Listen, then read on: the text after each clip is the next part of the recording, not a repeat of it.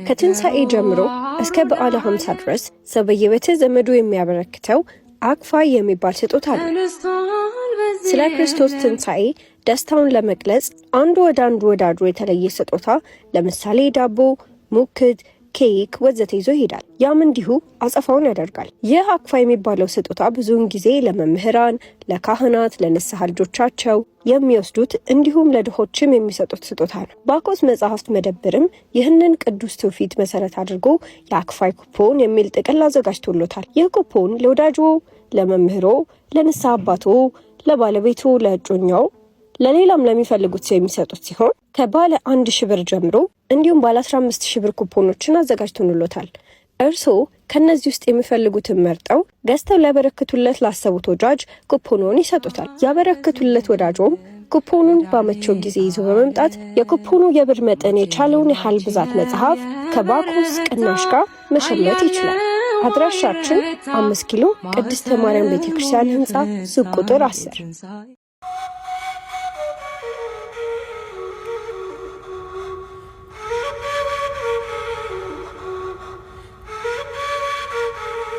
በእንተ ሐውልታት በአብይ ጾሙ ንውጽውጽታ ማግስት የተሰጡ ምዕዳናት በቅዱስ ዮሐንስ አፈወርቅ። ትርጉም ገብረ እግዚአብሔር ኪደ። ክፍለ ትምህርት 6 እጅግ ተጨንቆ ለነበረው ምዕመን የቀረበ ተጨማሪ ማጽናኛ። ይህ ክፍለ ትምህርት በአብይ ጾም የመጀመሪያው ሳምንት ረቡዕ ላይ የተሰጠ ትምህርት ሲሆን በሕግና በሥርዓት የሚያስተዳድሩ ሹሞችን ማክበር እንደሚገባ ያሳያል። ዳግመኛም የሕዝቡን አመፅ ወሬ ለንጉሡ ሊነግሩት የሄዱ ሰዎች በጉዞአቸው ምን እንዳጋጠማቸው ይናገራል። ነቢዩ ዮናስ እንደ ተጨማሪ ምሳሌ ሆኖ ቀርቧል። ሞትን ስለ መፍራት የተሰጠው ተግሣጽ እዚህም ቀጥሏል። በፈቃደ እግዚአብሔር መከራን የሚቀበል ሰው እግዚአብሔርን የሚያመሰግን ከሆነ መከራው ስለ እግዚአብሔር የተቀበለው መከራ እንደሆነ እንደሚቆጠርለት ተብራርቷል። የሰለስቱ ደቂቅ ታሪክና የእቶኑ ሰዓትም እንደ ማሳያ ምሳሌ ቀርቧል። ክፍለ ትምህርቱ የሚያጠናቅቀው ከመሐላ ስለ መራቅ በማሳሰብ ነው።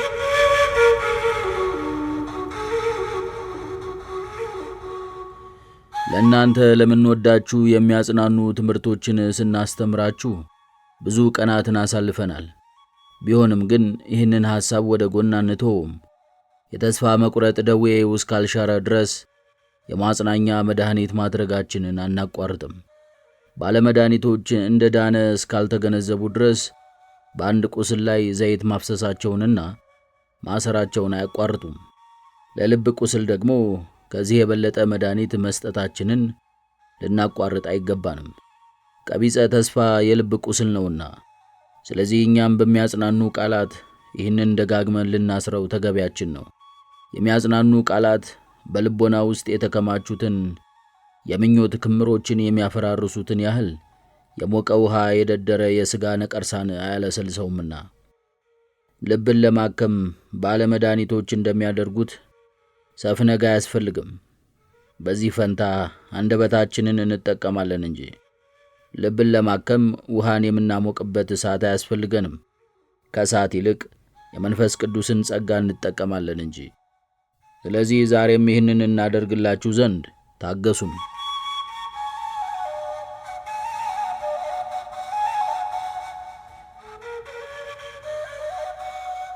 እኛ የሚያጽናኑ ትምህርቶችን ባንሰጣችሁስ እንዴት መጽናናትን ታገኙ ነበር?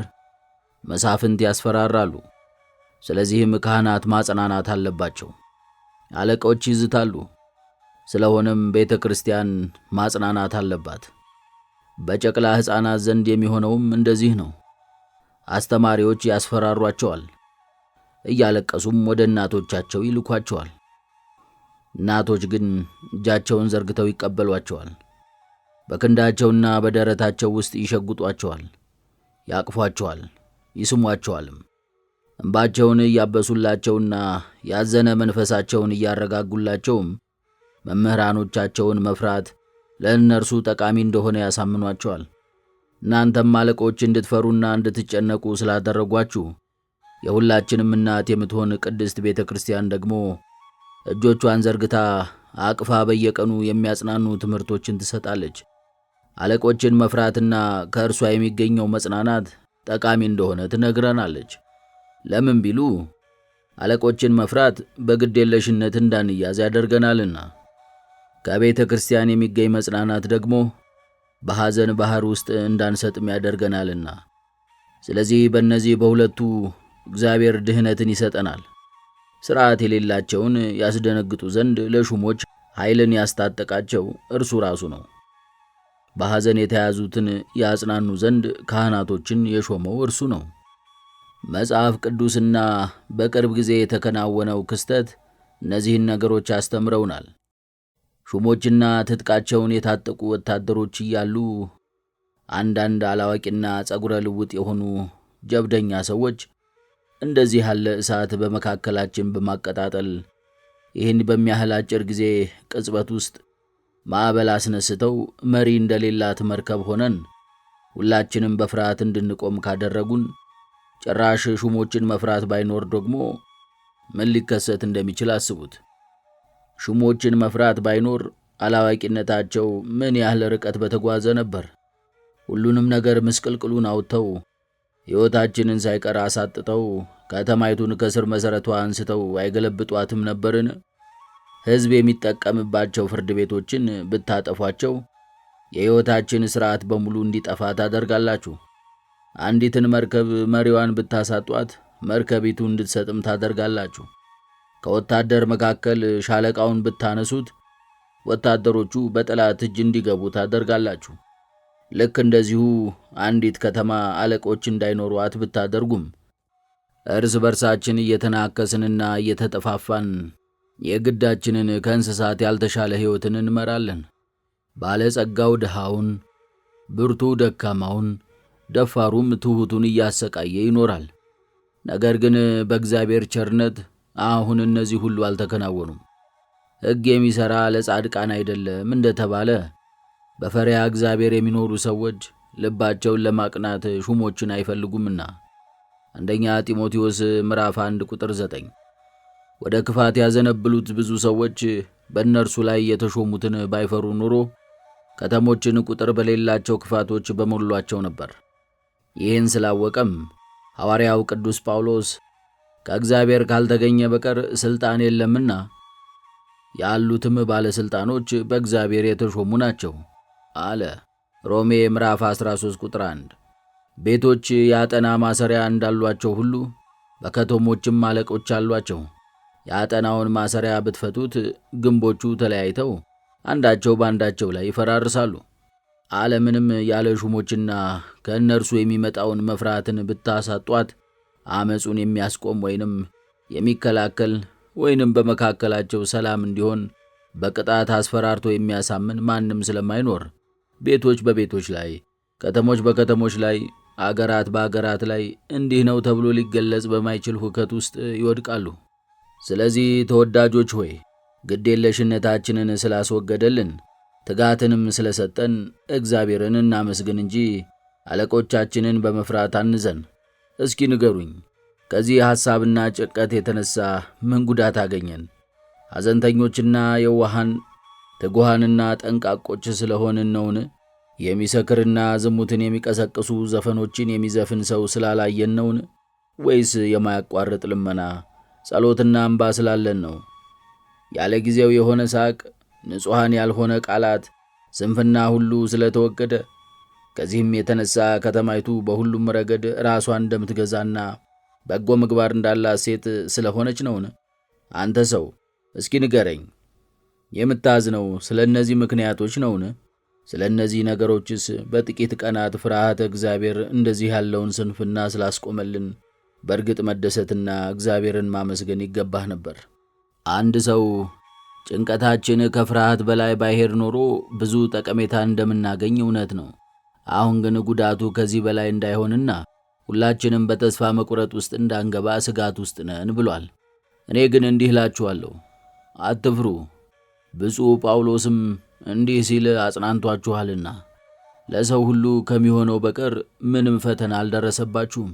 ነገር ግን ከሚቻላችሁ መጠን ይልቅ ትፈተኑ ዘንድ የማይፈቅድ እግዚአብሔር የታመነ ነው። ትታገሱም ዘንድ እንድትችሉ ከፈተናው ጋር መውጫውን ደግሞ ያደርግላችኋል። አንደኛ ቆሮንቶስ ምዕራፍ 10 ቁጥር 13። እግዚአብሔር ራሱም እንዲህ ብሏል፣ አልለቅህም ከቶም አልተውህም። ዕብራውያን ምዕራፍ 13 ቁጥር 5፣ ኢያሱ ምዕራፍ 1 ቁጥር 5። እግዚአብሔር በእርግጥ እኛን ለመቅጣት ሐሳቡ ቢሆን ኖሮ ለአያሌ ቀናት ለፍርሃት አሳልፎ ባልሰጠን ነበር። ሊቀጣን ስላልፈለገ ግን ፍርሃት ውስጥ እንድንገባ አደረገን። ሊቀጣን ቢፈልግ ኖሮ ፍርሃት አስፈላጊ አይደለምና፣ ዛቻም መረብ ጥቅም የለውምና።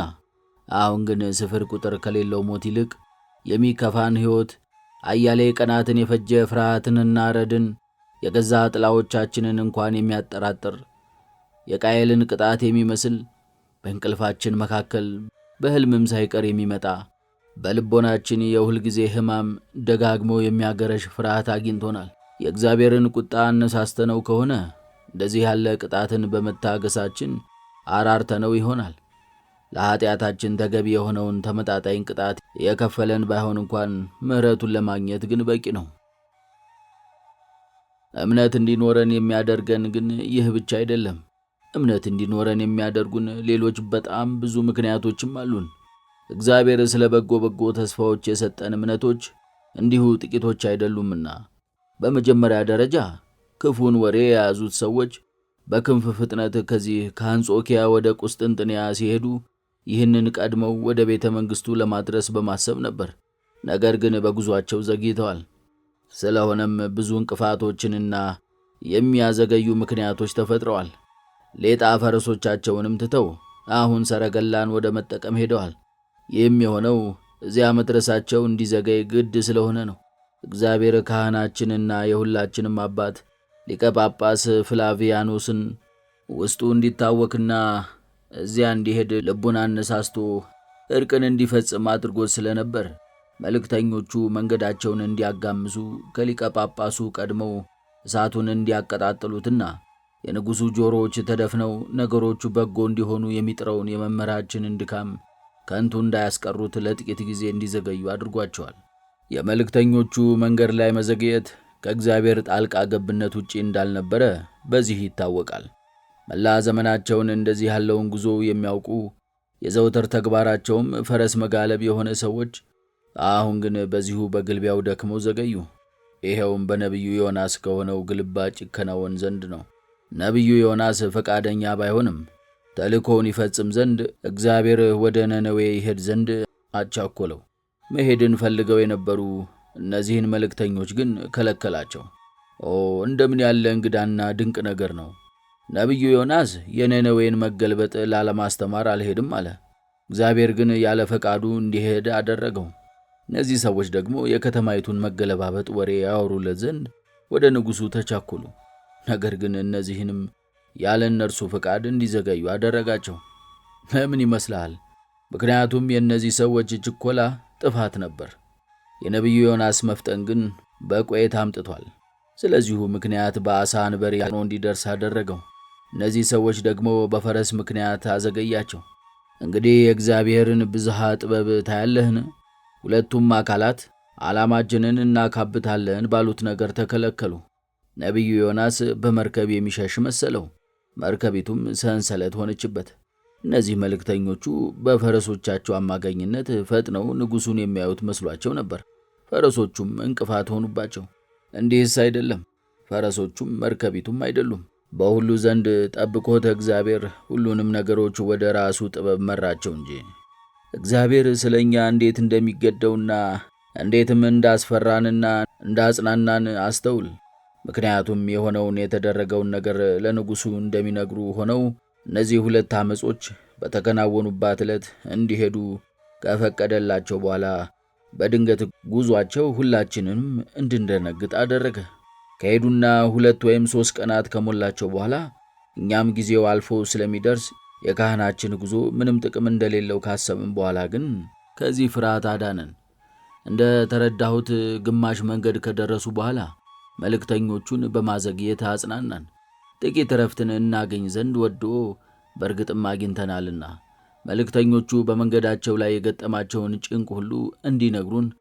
በዚያ ተመሳሳይ መንገድ ወደኛ የሚመጡ ሌሎች ሰዎችን በመስጠት ካገኘን ታላቅ ጭንቀት አዳነን።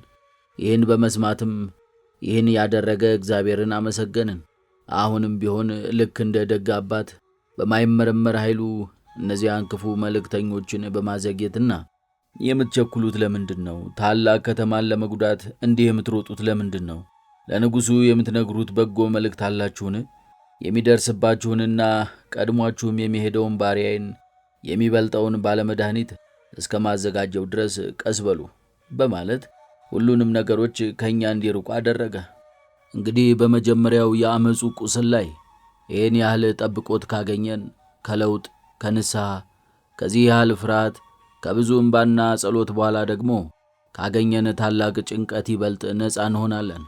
ነቢዩ ዮናስ የግድ ወደ ንስሐ ይመጣ ዘንድ እጅግ ተጨንቆ ነበር። እናንተ ግን እስካሁን እንኳን የሚታይ ንስሐንና ለውጥን አሳይታችኋል። ስለዚህ ከሚዝት መልእክተኛ ይልቅ መጽናናትን ታገኙ ዘንድ ግድ ነው። ስለዚሁ ምክንያትም እነዚያ ብዙ ነገሮች ሳይከለክሉት አባታችንን ወደዚያ ላከው። እግዚአብሔር ስለ ድህነታችን ባይራራ ኖሮ ሊቀ ጳጳሳችንን እንዲህ እንዲያደርግ ባላነሳሳውና እንዳይሄድ በከለከለው ነበር። ነገር ግን እንዲሄድ ፈቃዱ ነበር። እምነት ይኖራችሁ ዘንድ እናንተን ላሳምንበት የምችልበት ሌላ ሦስተኛ ምክንያትም አለኝ። እርሱም አሁን ያለንበትንና ከጥቂቶች በቀር ሁሉም ሰው ኢአማንያን እንኳን ሳይቀሩ የሚያከብሩትን ይህንን የተቀደሰ ወቅት ነው። እግዚአብሔር የሚወደው ንጉሣችን ይህንን ወቅት ከእርሱ በፊት ከነበሩት ሃይማኖት ያላቸው ነገሥታት ይልቅ እጅግ ይፈራዋል ያከብረዋልም። ለዚህ ማሳያውም በዓሉን በማስመልከት በማክበር በእነዚህ ቀናት መልእክት በመላክ ከጥቂቶች በቀር ሁሉንም በወህኒ የነበሩትን መፍታቱ ነው። ካህናችንም ወደ ንጉሡ በደረሰ ጊዜ ይህን ያነብለታል፣ የራሱን ሕግ ያዘክረዋል። እንዲህም ብሎም ይነግረዋል፣ ራስህን ምከር፣ የገዛ ግብርህንም አስታውስ። በቤትህ የበጎ ምግባር አርያ ነበርህ። ፍርዱ እውነት ሆኖ ሳለ እንዳይገደሉ መርጠህ ነበር። በወንጀለኞች ላይ ሕጉ ተፈጻሚ እንዳይሆን ፈቅደህ ነበር። በዓሉን በማክበር ተከሰውና ተፈርዶባቸው የነበሩትን ነፃ አድርጋቸው ነበር። ታዲያ እስኪ ልጠይቅህ፣ ንጹሐን የሆኑትንና በአመፁ ላይ ምንም ተሳትፎ የሌላቸውን ያውም በዚህ ቅዱስ ወቅት ልትፈርድባቸው ትፈቅዳለህን? ንጉሥ ሆይ ይህስ ከአንተ ይራቅ። በዚህ መልእክት አማካኝነት ለሁሉም ከተሞች ስትናገር የሞተውን እንኳን የማስነሳት ችሎታው ቢኖረኝ ብለሃል። አሁን ይህ በጎ ግብርህንና እነዚህን ቃላት ፈልገን በፊትህ ቆመናል። ለነገሥታት ጠላቶቻቸውን ድል ማድረግ ቁጣንና ንዴትን ድል የማድረግ ያህል ዝናቸው እንዲናኝ አያደርገውምና ጠላቶችህን ድል ብታደርግ በጭፍሮችህና በወታደሮችህ እገዛ ነውና፣ ቁጣንና ንዴትን ድል ማድረግ ግን ያንተ ብቻ ነው። እንዲህ ድል ስታደርግም የሞራላዊ ጥበብህን ክብር ሊጋራ የሚችል ማንም ሰው የለም። የአርማውያንን ጦርነት ድል አድርገሃል። የንጉሠ ነገሥት ቁጣንም ድል ልታደርግ ይገባሃል። ክርስቶስን መፍራት ማንኛውንም አይነት ሥልጣንን መግታት እንደሚችል ኢአማንያን ሁሉ ይወቁ። ያደረግከውን ርኅራኄ አስቦ እርሱ ይበልጥ እንዲያከብርህ በፍርድ ቀንም በምሕረትና በፍቅር ዐይኑ እንዲመለከትህ የባልንጀሮችህን በደል ይቅር በማለት አምላክህን አክብር። ይሁንና ሌላም ብዙ ነገር ይነግረዋል። ያለምንም ጥርጥርም ከንጉሡ ቁጣ ይታደገናል። ጾም የምትረዳን ንጉሡ ስለ እኛ ብሎ እንዲራራ ብቻ አይደለም፣ ያገኘንን ሁሉ በጽናት እንድንታገስም ታደርገናለች እንጂ። ከዚህ ወር የሰበሰብነው የመጽናናት አዝመራ ትንሽ አይደለምና። ምክንያቱም ሁልጊዜ እንደምናደርገው ዕለት ዕለት መገናኘታችንና ቅዱሳት መጻሕፍትን መስማታችን፣ እርስ በርስ መተያየታችንና መለቃቀሳችን፣ መጸለያችንና ቡራኬ መቀበላችን፣ ይህን አድርገንም ወደ ቤታችን መመለሳችን ከስቃያችን ዋናውን ክፍል አስወግዶልናል። ስለዚህ መልካም ነገርን እንጠብቅ፣ ሊነገሩ ያሉትን ነገሮችም እናድምጥ እንጂ አሁን ካገኘን አስቸጋሪ ሁኔታ የተነሳ ተስፋ እንቁረጥ፣ ራሳችንንም አናስከፋ። ዛሬም ሞትን ስለ መናቅ አስተምራችሁ ዘንድ አስቤያለሁና ትናንት እንደነገርኳችሁ ሞትን የምንፈራው እርሱ በእውነት አስፈሪ ስለሆነ ሳይሆን የመንግሥተ ሰማያት ፍቅር ስላላቃጠለንና የመረረ ገሃነም ፍርሃት በውስጣችን ስለሌለ ከዚህ ጋርም በጎ ሕሊና ስለሌለን ነው። ሞትን ለምን እንደምንፈራ እስካሁን ከተናገርኳቸው ምክንያቶች ያላነሰ እንዲያውም የበለጠ እውነተኛ የሆነ ሌላ አራተኛ ምክንያት ልነግራችሁ ትወዳላችሁን? ፈንጠዝያን፣ ሥርዓት አልበኝነትንና ስንፍናን የተሞላ ሕይወትን እንጂ ለክርስቲያኖች እንደሚገባ የትምህርት ሕይወትን መኖር ስለማንወድ ነው። ከዚህም የተነሳ ከአላፊው ዓለም ነገሮች ጋር ተጣብቀናል። የአሁኑ ዓለም ሕይወታችንን ከልክ በላይ የሆኑ ፍላጎቶቻችንን ሁሉ ቆርጠን በመጣል በምቾቶቻችን ላይ መጠን በማበጀት በበጎ ምግባር በመድከም ሰውነታችንን እንደ ቅዱስ ጳውሎስ እየጎሰምን በማስገዛት አንደኛ ቆሮንቶስ ምዕራፍ 9 ቁጥር 27 ምኞቱን እንዲፈጽም ለሥጋ ባናስብ በጠባቧና በቀጭኗ መንገድ በጸሎት በትጋሃ ሌሊትና መናኛ በሆነ አመጋገብ ብንሄድ ኖሮ ሊመጡ ስላሉ በጎ ነገሮች ጽኑ ፍላጎት በኖረንና በዚህ ዓለም ድካምም ለማረፍ በጓጓን ነበር። ይህ የምለው ነገር እውነት መሆኑን ለማረጋገጥ ከፈለግ ወደ ገዳማት ሂድና አንዳንዶቹ ማቅ ለብሰው፣ አንዳንዶቹ በቅናት ሰንሰለት ሆነው፣ አንዳንዶቹ አብዝተው በመጾም፣ አንዳንዶቹም በዓታቸውን ዘግተው በጨለማ ውስጥ የሚኖሩትን መነኮሳት ተመልከታቸው። ያን ጊዜም እነዚህ ሁሉ ሞትን አጽንተው እንደሚሹትና እረፍት ብለውም እንደሚጠሩት ትገነዘባለህ። አንድ ሰልፈኛ ወይንም ፑግሊስት ከቁስሉ ይድን ዘንድ ከመጫወቻ ስፍራው ይወጣ ዘንድ እንደሚቸኩለው፣ አንድ የሚታገል ሰውም ሬስለር ከድካሙ ያርፍ ዘንድ ትዕይንቱ ያበቃ ዘንድ እንደሚጓጓ ሁሉ በበጎ ምግባር አጊጦ የትምህርትና የተጋድሎ ሕይወትን የሚመራ ሰውም ጸጥታ ወዳለው ወደብ በመድረስና ከእንግዲህ ወዲህ የመርከብ መሰበር ስጋት ወደ ሌለበት ስፍራ በመሄድ ከዚህ ዓለም ድካሙ እንዲያርፍ የተዘጋጀለትንም የክብር አክሊል አማን በአማን ማግኘት እንዲችል ሞትን አጽንቶ ይናፍቀዋል። እግዚአብሔር በዚህ ዓለም አድካሚና ስቃይ የሞላበትን ሕይወት የሰጠንም ከመከራው የተነሳ ሊመጡ ያሉትን በረከቶችን ለማግኘት የሚያጓጓ ናፍቆትን እንድንሰንቅ ነው። እንዲህ ብዙ ሐዘናት፣ አደጋዎች፣ ፍርሃቶች፣ ጭንቀቶች በሁሉም አቅጣጫ ከበውን እያለ እንኳን ከዚህ ዓለም ሕይወት ጋር ይህንን ያህል የተጣበቅን ከሆነ የዚህ ዓለም ሕይወታችን ከናካቴው ሐዘንና ጉስቁልና የሌለው ቢሆንማ ሊመጣ ያለውን ሕይወት የምንናፍቀው እንዴት ነበር? እግዚአብሔር በእስራኤላውያን ላይ ያደረገውም እንደዚህ ነው። ወደ ከነዓን የመመለስ ፍላጎት ወደ ልባቸው ዘልቆ እንዲገባ ግብፅን እንዲጠሏት ሊያሳምናቸው ወዶ ጭቃ በማቡካትና ጡብ በመሥራት እንዲጨነቁ በዚህ ከሚያገኛቸው ድካምና መከራ ብዛት ተጨንቀውም ስለመመለሳቸው ወደ እርሱ እንዲጮኹ አደረገ። በእውነት እነዚህ ነገሮች ከተከናወኑ በኋላ እንኳን እንደገና መከራውን ያጸናባቸውን የግብፅን ንጉሥ ካስታወሱና ወደ ቀደመ ባርነታቸውም ለመመለስ ከቸኮሉ ከእነዚህ አረማውያን ዘንድ እንደዚህ ያለ መከራ ጭራሽ ባይደርስባቸውማ ምን ይሆኑ ነበር? ስለዚህ ከልክ በላይ ከምትቅና የዚህን ዓለም ነገሮች እየተከተልን በክፋት ላይ ክፋት በበደል ላይ በደል እየጨመርን እንዳንሄድ ብሎም ስለ ወዲያኛው ዓለም ማሰብን እንዳንተው እግዚአብሔር የዚህን ዓለም ሕይወታችንን ድካም የሞላበት እንዲሆን አደረገው።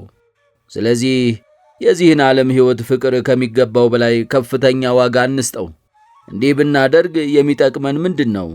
ከዚህ ዓለም ፍላጎቶች ጋር አጽንተን ብንጣበቅ ጥቅሙ ምንድን ነው? የዚህ ዓለም ሕይወት በምን ረገድ ጠቃሚ እንደሆነ ልትማር ትወዳለህን? የዚህ ዓለም ጥቅሙ ሊመጣ ላለው ሕይወት መሠረትና መነሻ ጥበብ፣ እንደዚሁም ከዚህ በኋላ የሚሰጠንን የድል አክሊል የምናገኝበት የተጋድሎ ትምህርት ቤትና ስፍራ መሆኑ ነው። የዚህ ዓለም ሕይወት እነዚህን ነገሮች ካልሰጠን ግን ከእልፍ ሞት ይልቅ የከፋ ነው። እግዚአብሔርን ደስ ለማሰኘት ለመኖር ካልወደድን ብንሞት ይሻለናል። ምን ጥቅም አለውና? ከዚህ በላይ ምን የምናገኘው ነገር አለ? ዕለት ዕለት የምናየው ተመሳሳይ ፀሐይ፣ ተመሳሳይ ጨረቃ፣ ተመሳሳይ ክረምት፣ ተመሳሳይ በጋ፣ ተመሳሳይ የነገሮች ምልልስ አይደለምን? የሆነው ነገር እርሱ የሚሆን ነው። የተደረገውም ነገር እርሱ የሚደረግ ነው። ስለዚህ ቢሞቱም በሕይወት ቢኖሩም በኀጢአታቸው ላሉ ሰዎች እናልቅስ እንጂ በዚህ ዓለም የሚኖሩ ሰዎች እያየን ንዑዳን ክቡራን ናቸው አንበል። በሞቱም ዋይ ዋይ አንበል። በሌላ በኩል ደግሞ የጽድቅ ሕይወትን የሚኖሩ ሰዎች በየትኛውም አይነት ሁናቴ ውስጥ ቢኖሩም ንዑዳን ክቡራንስ እነዚህ ናቸው እንበል። አንተ አንዲትን ሞት ትጠራጠራለህ፣ ትፈራለህ፣ ታለቅስማለህ። ዕለት ዕለት ይሞት የነበረው ቅዱስ ጳውሎስ ግን ደስ ይሰኝ ሐሴትም ያደርግ ነበር እንጂ ስለዚህ ምክንያት ጠብታ እምባን እንኳን አላፈሰሰም። ምናልባት አንድ ሰው የምቀበለው ያንን መከራ የታገስኩት ስለ እግዚአብሔር ብዬ ቢሆን ኖሮ ምንም ባልተጨነቅኩ ነበር ሊል ይችላል። ነገር ግን ተወዳጅ ሆይ አሁንም ቢሆን በቀቢጸ ተስፋ አትዋጥ። ንዑድ ክቡር የሚባለው ስለ እግዚአብሔር ብሎ መከራ የሚቀበለው ሰው ብቻ ሳይሆን በየትኛውም ነገር ላይ በግፍ መከራን የሚቀበልና ይህን በአኮቴት ታግሶ ይህ እንዲሆን ለፈቀደ ለእግዚአብሔር ምስጋናን የሚያቀርብ ሰውም በእነዚህ ፈተናዎች ስለ እግዚአብሔር ብሎ ከሚጸና ምንም አያንስምና። በከንቱ እንዲሁና ያለምንም ምክንያት በዲያብሎስ ተንኮል በጣም ብዙ ከባድ ቁስሎችን የተቀበለው የተወደደው ኢዮብም ለዚህ አንዱ ማሳያ ነው። በጽናት ስለታገሳቸው እነዚህ እንዲመጡ የፈቀደ እግዚአብሔርንም ስላመሰገነ ግን የፍጹማን አክሊል ሽልማት ተሰጥቶታል። ስለዚህ ባሕርያዊ ነውና ስለ ሞት አትዘን፣ በኀጢአት ግን እዘን፣ እርሱ የፈቃድ ጥሙት ነውና። ስለ ሞት የምታዝን ከሆነ ግን ወደዚህ ዓለም በሚመጡ በሚወለዱ ሰዎችም አልቅስ። በሞት ባሕርያዊ እንደሆነ ሁሉ መወለድም እንደዚሁ ባሕርያዊ ነውና። ስለዚህ አንድ ሰው እንደሚገልህ የዛተብህ እንደሆነ መልሰህ እንዲህ በለው፣ ሥጋን የሚገሉትን ነፍስን ግን መግደል የማይቻላቸውን እንዳልፈራ ክርስቶስ አስተምሮኛል። ገንዘብህን እንደሚወርስህ ያስፈራራህ እንደሆነም እንዲህ ብለህ መልስለት፣ ራቁቴን ከእናቴ ማኅፀን ወጥቻለሁ፣ ራቁቴንም ወደዚያም መለሳለሁ። ወደዚህ ዓለም ምንም ይዘን አልመጣንምና ይዘነው የምንሄደውም ምንም የለንም። አንተ ባትወስድብኝም እንኳን ሞት ራሱ መጥቶ ይወስድብኛል።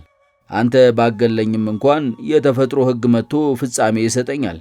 ስለዚህ ፍዳን የሚያመጡት እነርሱ ናቸውና በክፉ ፍቃዳችን በሚወለዱት እንጂ በተፈጥሮ ሂደት በሚደርስብን ማናቸውንም ነገሮች በፍጹም ልንፈራ አይገባም።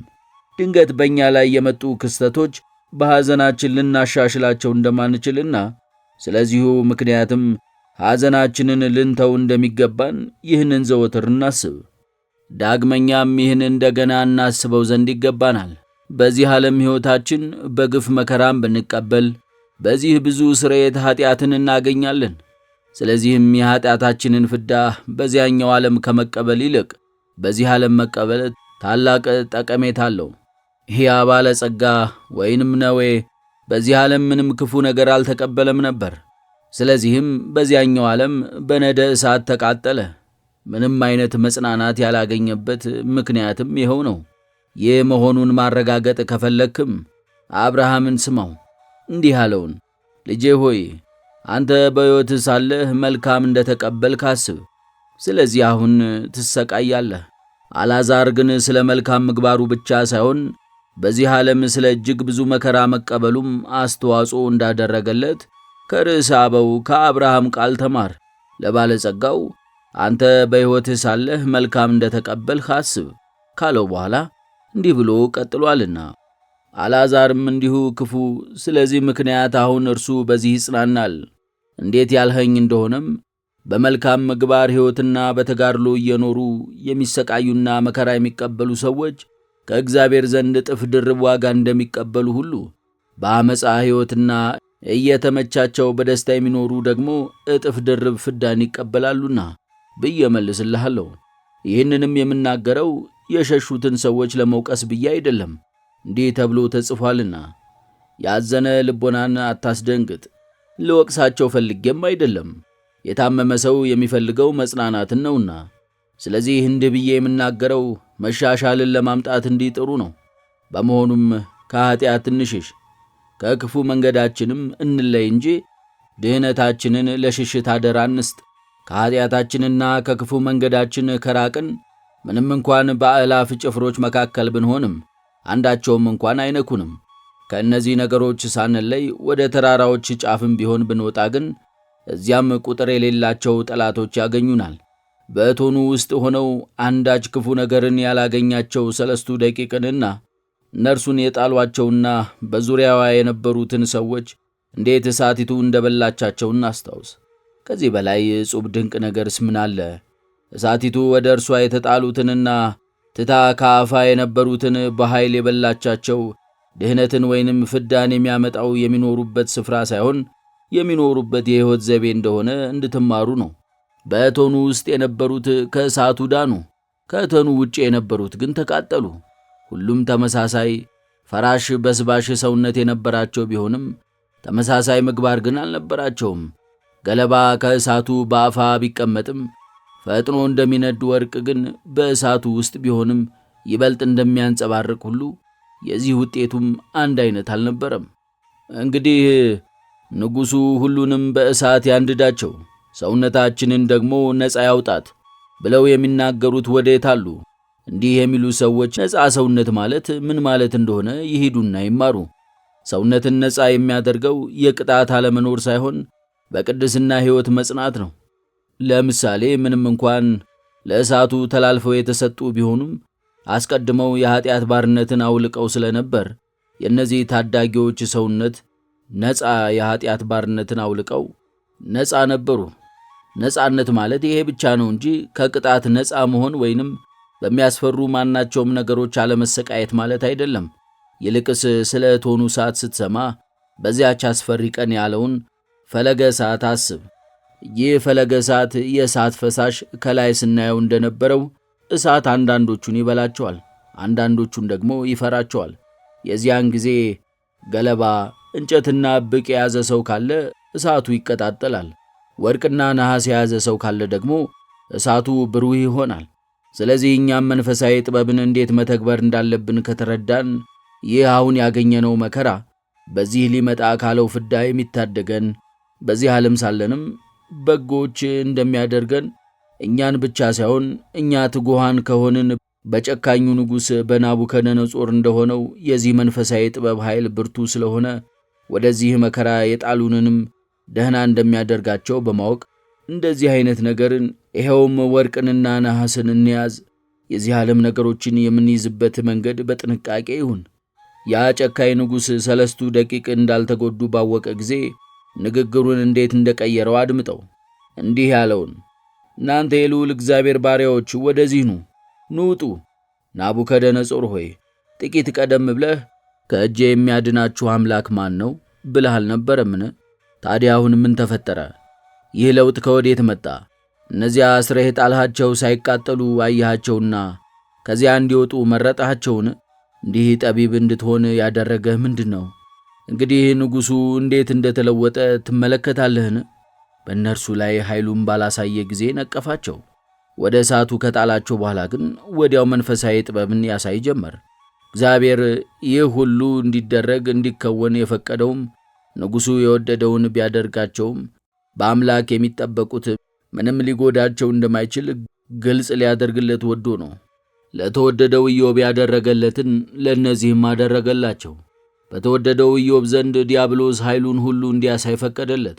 ዲያብሎስም አሉኝ የሚላቸውን ፍላጻዎች ሁሉ ሲጨርስ፣ እርሱን የሚጎዳበት ሴራዎች ሁሉ አድርሶ ሲያበቃ ድሉ ደማቅና ምንም የማያጠራጥር ይሆን ዘንድ መስተጋድሉ አርበኛው ኢዮብ ከትግል ሜዳው ወጣ።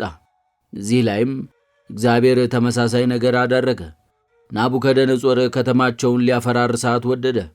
እግዚአብሔርም አልከለከለውም። ናቡከደነጾር ማርኮ ሊወስዳቸው ፈለገ። እግዚአብሔርም አላደረገውም። ንጉሡ ሊያስራቸው ሻተ፣ እርሱም ፈቀደለት። ወደ እቶኑ ሊጥላቸው ፈለገ፣ ፈቀደለት።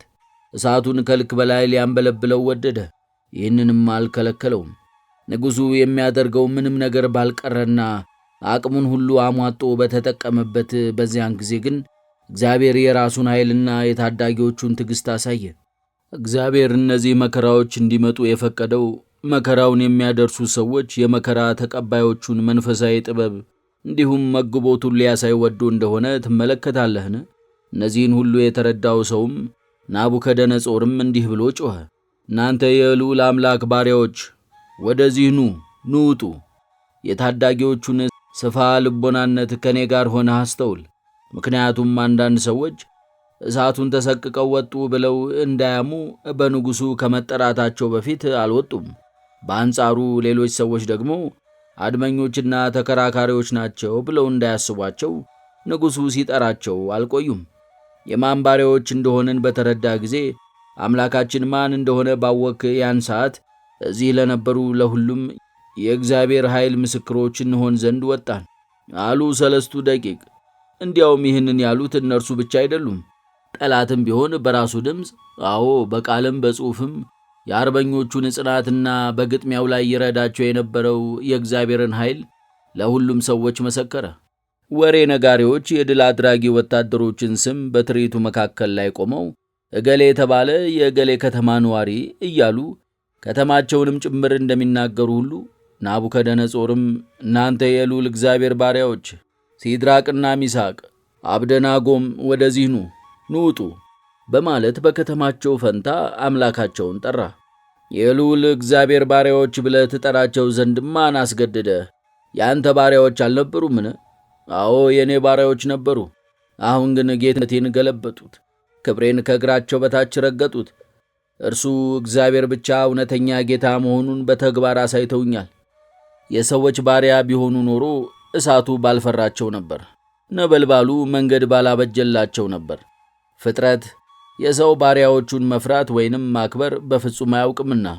ስለሆነም የሲድራቅ የሚሳቅና የአብደናጎብ አምላክ ይመስገን። አሁንም ከኔ ጋር ሆነ ንጉሡ አስቀድሞ እንዴት የፍልሚያውን መሪ እንደገለጸው አስተውል። እንዲህ በማለት መልአኩን ላከ፣ ባሪያዎቹንም ያዳነ አምላክ ይመስገን። ይህ የእግዚአብሔር ኃይል ነው። ዳግመኛም ከአምላካቸው በቀር ማንንም እንዳያመልኩ ለእርሱ ታመኑ፣ የንጉሡን ቃል ተላለፉ፣ ሰውነታቸውንም ሰጡ በማለት የድል አድራጊዎቹን ተጋድሎና ጽናታቸውን ተናግሯል።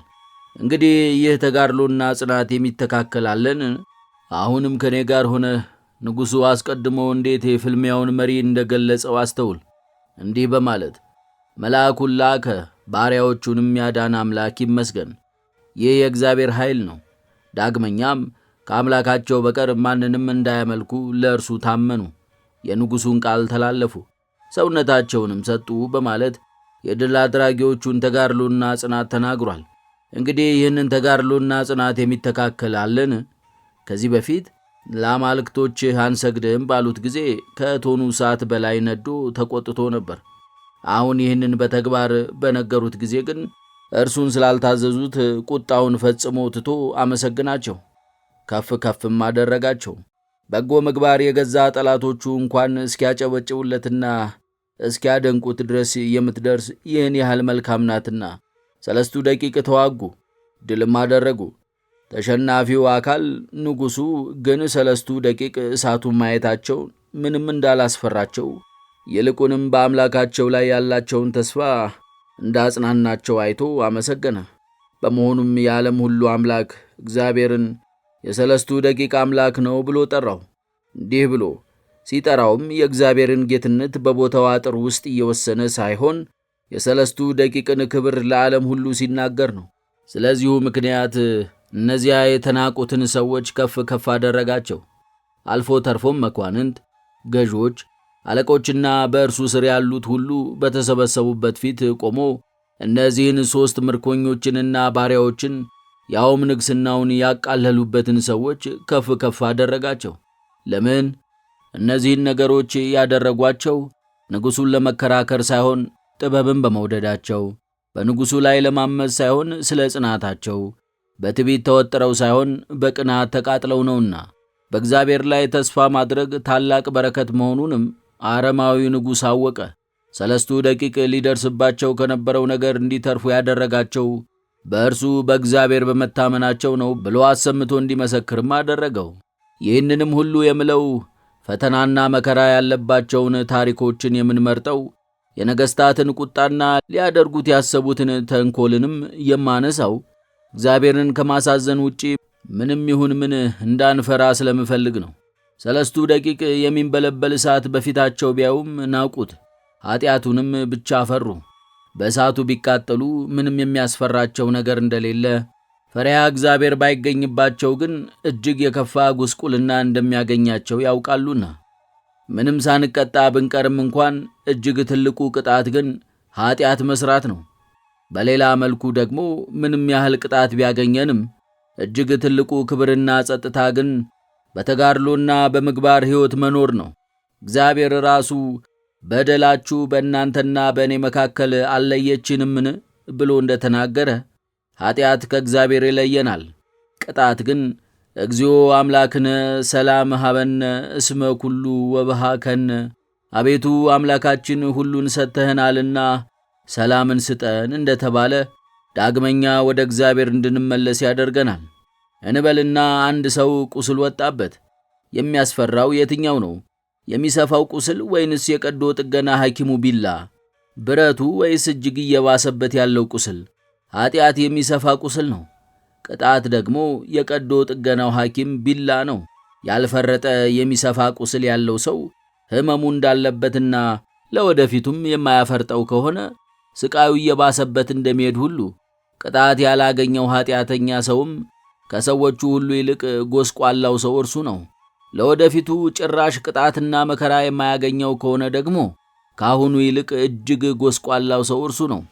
የጣፊያ ወይም የሆድ በሽታ ያለባቸው ሰዎች ብዙ መብል ቢበሉ፣ ቀዝቃዛ መጠጦችን ቢጠጡ፣ የተለያዩ አይነት ጣፋጭና ቅመማ ቅመም የበዛባቸውን ምግቦችንም ቢወስዱ ይህ ድሎት ሕመማቸውን እንደሚጨምረውና እንደ ሕክምናው ሕግ ራሳቸውን ከመብሉም ከመጠጡም በመጠኑ ቢወስዱ ግን የመዳን ተስፋ ሊኖራቸው እንደሚችል ሁሉ በክፋት አዘቅት የሚኖሩ ሰዎችም ቅጣት ካገኛቸው በጎ ተስፋ ሊኖራቸው ይችላል።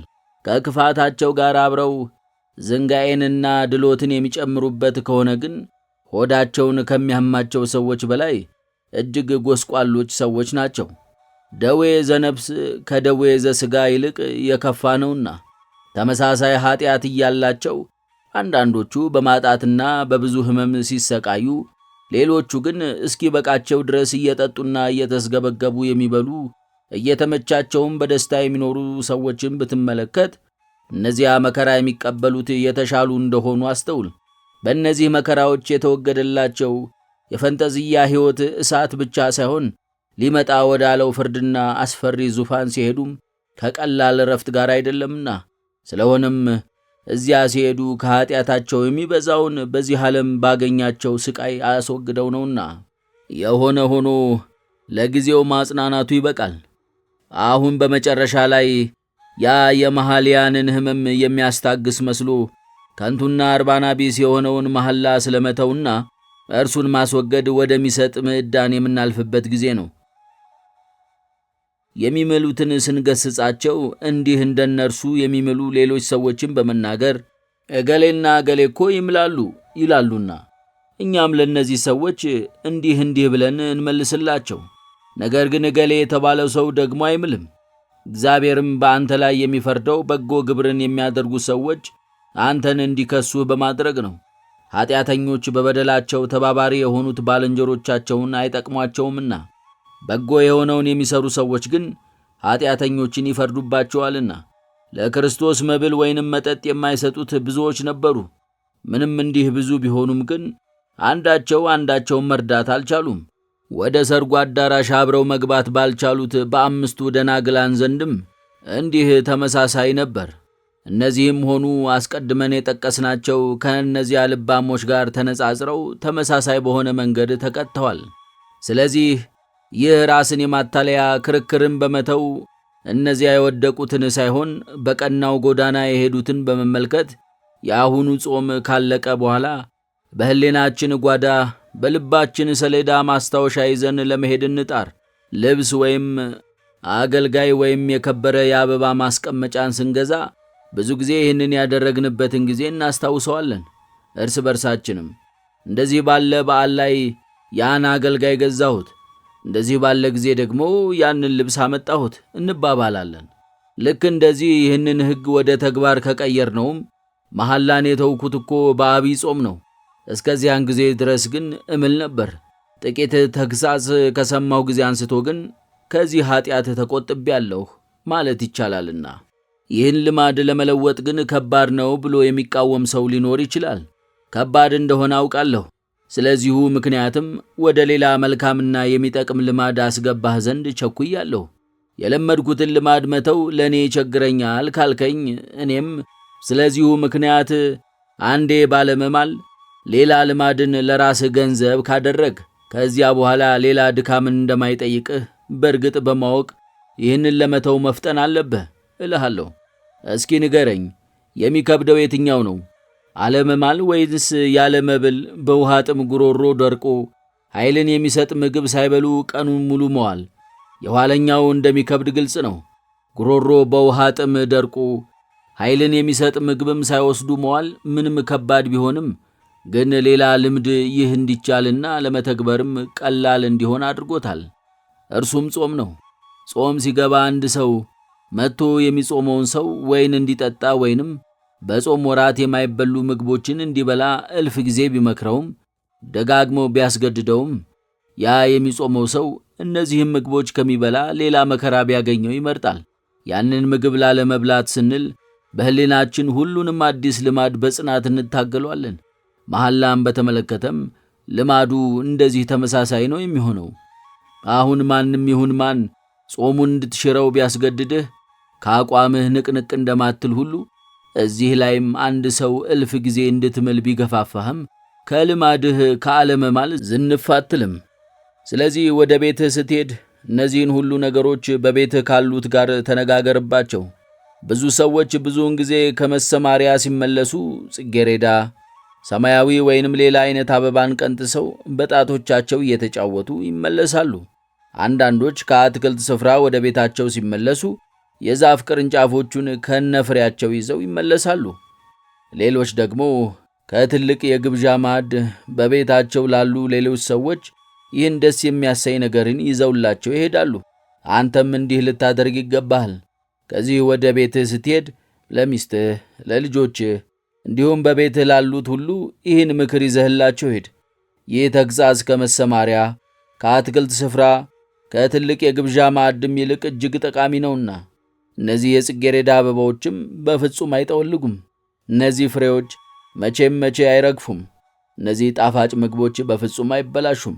የመጀመሪያዎቹ ጊዜያዊ ደስታን ይሰጣሉ፣ የኋለኞቹ ግን የዘላለም ክብርን ይሰጣሉ። በእነዚህ ከተለወጥን በኋላ ብቻ ሳይሆን በዚያ በምንለወጥበት ጊዜም ጭምር አይለወጡም። ሌሎች የጋራም ሆኑ የግል ነገሮችን ትተህ ሁልጊዜ ሕገ እግዚአብሔርን በምግብ ሰዓት፣ በውይይት ጊዜና በሌላም ስብሰባችሁ ወቅት ይህንን ማስተማር ምን ያህል ጠቃሚ ልምምድ እንደሚሆን አስብ። ለእነዚህ ነገሮች ትኩረት ብንሰጥ ክፉ ወይንም ሌሎችን የሚጎዳ ንግግርን አንናገርም። ሳናውቅ በስህተት ኀጢአትን አንሰራም።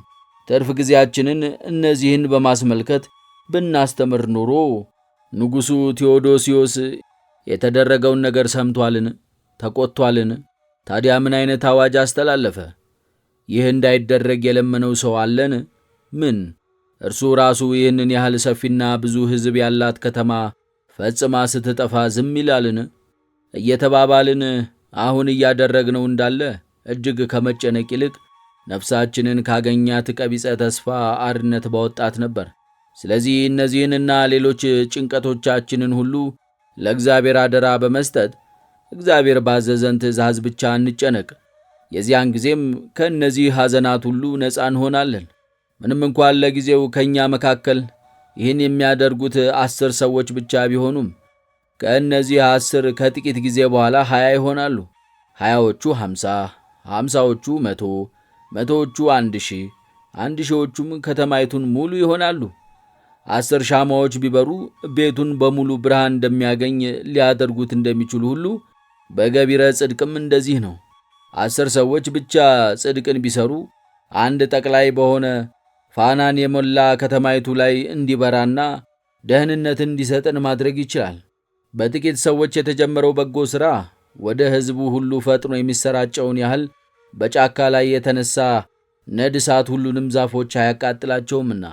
ስለዚህ በዚህም ዓለም በዚያች መክሊት የተሰጣቸው ሰዎች በሚጠሩባት ቀንም በእናንተ ሐሴት አደርግ ዘንድ አድርጉኝ። የእናንተ በጎነት ለድካሜ በቂ ዋጋ ነው። በፈሪያ እግዚአብሔር መኖራችሁን ከተመለከትኩ ላገኝ የምወደው ሁሉ አለኝና።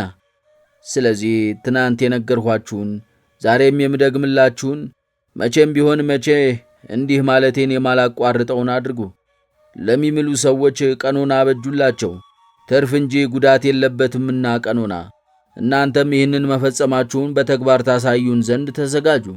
ይህ ጉባኤ ካለቀ በኋላ ከእያንዳንዳችሁ ጋር ረዘም ያለ ውይይት ለማድረግ እጥራለሁ።